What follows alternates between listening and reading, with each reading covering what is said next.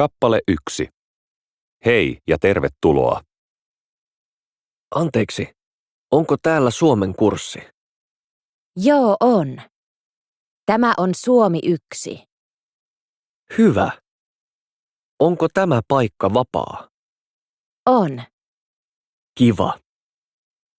Hei, minä olen Alex.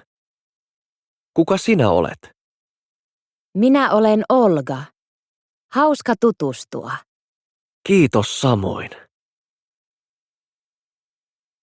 Moi Olga, mitä kuuluu? Terve Pedro. Kiitos. Minulle kuuluu hyvää. Entä sinulle? Ihan hyvää, kiitos. Alex, tässä on Pedro. Hei Pedro. Minun nimi on Alex. Hauska tutustua.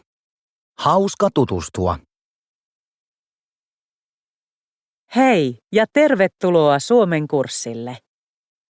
Tämä kurssi on Suomi 1 ja minä olen opettaja.